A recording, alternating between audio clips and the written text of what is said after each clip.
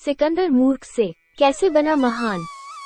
बहुत सारे लोग कहते हैं कि सिकंदर बहुत बड़ा महान राजा था, तो कोई कहते हैं कि एक मूर्ख राजा था।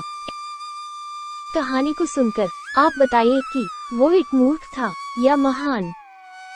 सिकंदर, जिसका एक और नाम था अलेक्जेंडर द ग्रेट, और उनके पिता थे फिलिप द्वितीय, ये ग्रीस देश के मैसेडोनिया राज्य के राजा थे। सिकंदर बचपन से ही एक सम्राट बनना चाहता था और 16 की उम्र तक आते आते उसने नौजवानों की बहुत बड़ी फौज खड़ी कर दी और धीरे धीरे लोगों को मारता गया और अपना साम्राज्य बढ़ता गया। सिकंदर इतनी तेजी से आगे बढ़ रहा था कि 1 से 2 साल के अंदर ही एक बहुत बड़ा साम्राज्य खड़ा कर दिया। सिकंदर को जब भी किसी अपने आदमी पर शक होता, बिना कुछ पूछे उसे जान से मार देता। सिर्फ शक के आधार पर हर 2 से 3 महीने में वो अपना एक भरोसेमंद आदमी मार देता, लेकिन वो खुद मरना नहीं चाहता था। सिकंदर अब धीरे धीरे भारत की ओर बढ़ रहा था और बढ़ने के कई कारण थे। उसमें से एक था कि सिकंदर एक योगी के बारे में सुना था जो अमर है और इनसे मिलना चाहता था और जानना चाहता था कि अमर कैसे हो।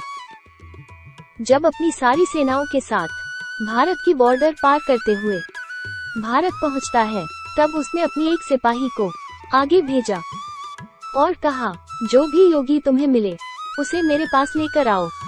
तब सिपाही जाता है, उसे एक जोगी जो सिर्फ लंगोट पहने थे और परमानंद में थे एक पेड़ के नीचे बैठे मिलते हैं। तब सिपाही उनसे ऊंची आवाज में बोलता है, सुनो, तुम्हें मेरे साथ चलना होगा, मेरे सिकंदर ने तुम्हें बुलाया है। योगी जाने से मना कर देते हैं। तब सिपाही उन्हें जान से मारने की धमकी देता है, लेकिन वो बोलते हैं, मार दो मुझे, लेकिन मेरी बुद्धि और ज्ञान तुम्हें नहीं मिलेगी। वैसे भी मुझे जो चाहिए था वो मिल चुका है। सिपाही समझ जाता है कि यह वही योगी है जो अमर है और मरने से नहीं डरता। सिपाही वहां से चला जाता है और सारी बातें सिकंदर को जाकर बताता है। सिकंदर घोड़े पर बैठकर योगी के पास आता है और तन कर बोलता है, तुम वही योगी हो जो अमर हो, मैं भी होना चाहता हूँ। योगी सिकंदर को घोड़े से नीचे उतरने को कहता है और बोलता है कि मैं अमर नहीं हूँ और तुम भी नहीं हो सकते। सिकंदर सोचता है कि ये योगी हमसे कुछ छुपा रहा है और अमृतत्व के बारे में बताना ही नहीं चाहता।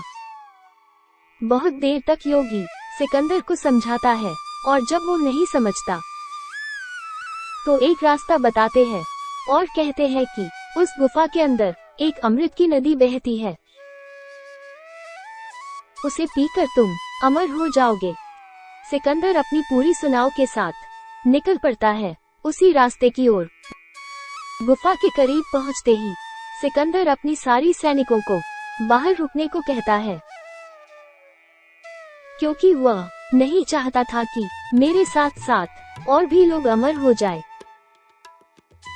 गुफा के अंदर जाते ही सिकंदर एक साफ पानी जो नदी के रूप में बह रही है देखता है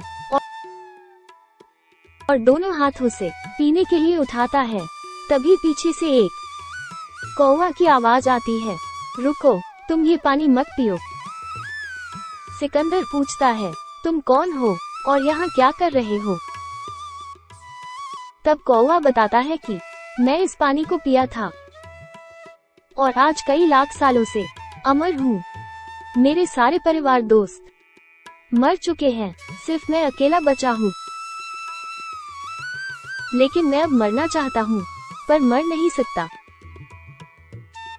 सिकंदर कभी कौवा तो कभी पानी को बहुत देर तक देखता रहा और पहली बार उसने अपनी बुद्धि का सही इस्तेमाल किया और पानी को वहीं पर छोड़कर चला गया। कहते हैं कि सिकंदर हमेशा के लिए अपनी सारी सैनिकों के साथ अपने देश वापस लौट गया और शांतिपूर्वक अपना राज्य चलाने लगा। अब बात सीख की। इस कहानी से हमें ये सीख मिलती है कि मौत कोई बुरी चीज नहीं है, यही तो हमें जिंदगी जीना सिखाती है।